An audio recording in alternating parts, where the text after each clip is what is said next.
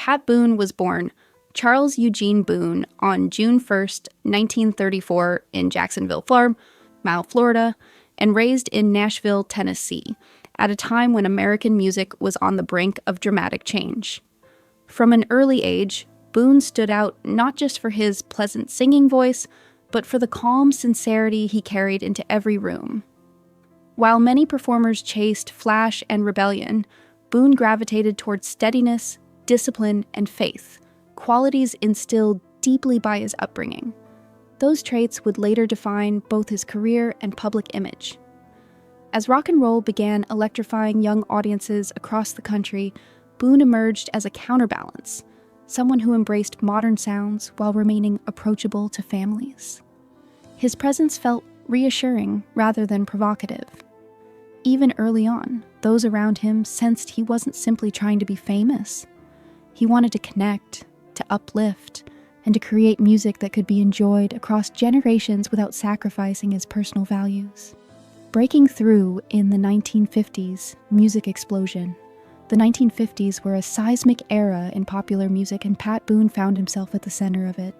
As rhythm and blues crossed into mainstream culture, Boone's smooth interpretations of contemporary songs brought the new sound into American living rooms. His clean-cut appearance and gentle delivery appealed to audiences who might otherwise have been wary of rock and roll's raw edge. Boone quickly became a chart powerhouse, earning hit after hit with songs like Ain't That a Shame, Love Letters in the Sand, and April Love. At the height of his popularity, his record sales rivaled even Elvis Presley's, an extraordinary achievement that placed him among the decade's most influential artists. Though debates followed about musical appropriation, Boone's success was undeniable. He represented a bridge between generations, helping to normalize emerging sounds while maintaining a sense of innocence and romance that resonated deeply with post-war America and its evolving cultural identity.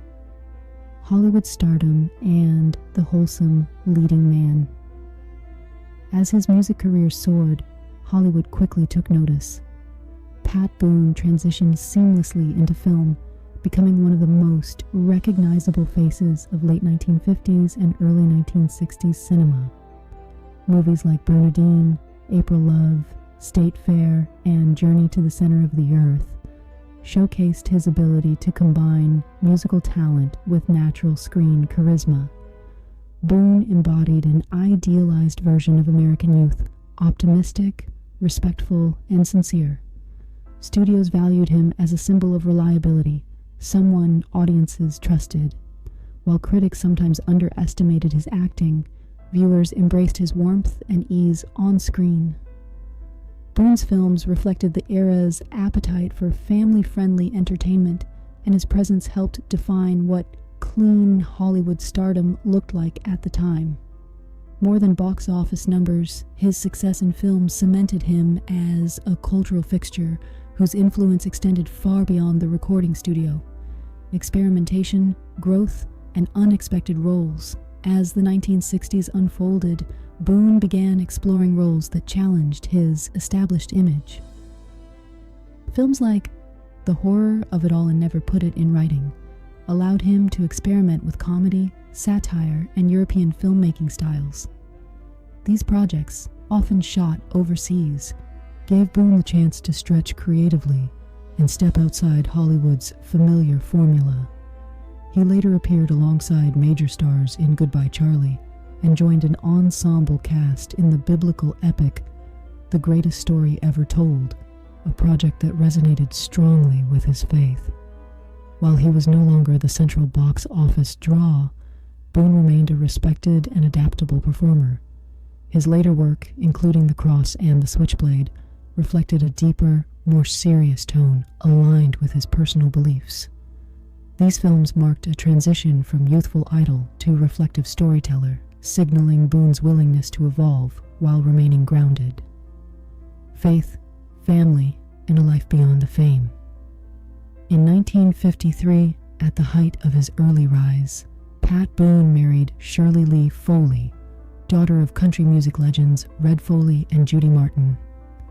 Their marriage became one of the most enduring partnerships in entertainment history. Together they raised 4 daughters in a home rooted in faith, music, and stability, an uncommon achievement in an industry known for turbulence. Boone often credited Shirley as the anchor of their family, providing balance while he navigated the demands of fame. Their commitment to Christian values shaped nearly every aspect of their lives, from career choices to charitable work. Shirley's compassion eventually led her to co-found a small hunger relief effort that grew into Mercy Corps, now a globally respected humanitarian organization. Her legacy of service left a profound impact far beyond Hollywood, reinforcing that the Boone family's influence extended well beyond entertainment. Longevity, reinvention, and cultural respect. While many stars of Boone's era faded from public attention, he remained engaged, curious, and relevant well into later decades.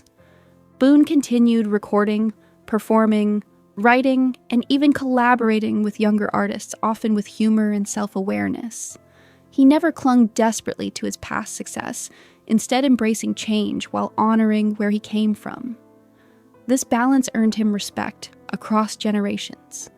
Boone understood that cultural tides shift, and rather than resisting them, he chose to adapt thoughtfully. His willingness to laugh at himself and experiment musically showed a humility that endeared him to longtime fans and new audiences alike. Longevity in entertainment often requires reinvention, but Boone's secret was consistency of character.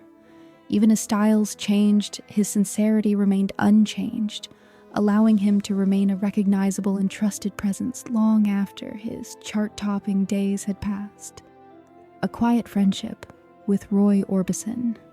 Among the many artists Pat Boone encountered during his career, Roy Orbison left a lasting impression.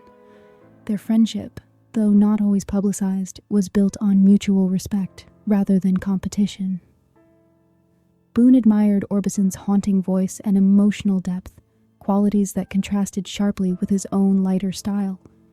According to Boone, Orbison was intensely private and deeply sensitive, a man who poured his soul into every performance. Behind the iconic sunglasses was someone constantly questioning whether his work would endure. Boone later recalled conversations where Orbison expressed doubts about his legacy, an astonishing thought given the timelessness of his music. Boone recognized that this vulnerability fueled Orbison's artistry. There was never rivalry between them, only appreciation. Their careers followed different paths, but Boone understood the quiet pressure Orbison carried, and that understanding forged a bond rooted in empathy rather than ego. Reflections on legacy and truth. Now in his 90s, Pat Boone has grown increasingly reflective about the people and moments that shaped his life. With time comes clarity, and Boone has spoken openly about wanting history to remember artists honestly, not as myths, but as human beings. In discussing Roy Orbison, Boone emphasizes respect, humility, and truth. He believes it's important for fans to understand the emotional weight many performers carry behind the applause. Fame, he notes, doesn't erase insecurity, it often magnifies it. Boone sees himself as a witness to a remarkable era and feels a responsibility to preserve its stories accurately. These reflections aren't confessions or revelations, but thoughtful acknowledgments of shared humanity. For Boone, telling these stories is less about correcting rumors and more about honoring the quiet struggles that often produce the most beautiful art. A life that continues to echo. Pat Boone's life and career span one of the most transformative periods in American entertainment history. From the birth of rock and roll to the modern music landscape, he has remained a steady, thoughtful presence. His legacy is not defined by controversy or excess, but by consistency, faith, and genuine connection. As he looks back, Boone understands that success isn't measured solely by charts or box office numbers, but by the lives touched along the way. His reflections on Roy Orbison serve as a reminder that behind every legendary voice is a person navigating doubt, hope, and creativity. Even now, Boone believes music carries memory forward, and as long as those songs continue to play, the spirits of those who created them, Orbison included, remain alive, hovering gently in the air, just as Boone remembers them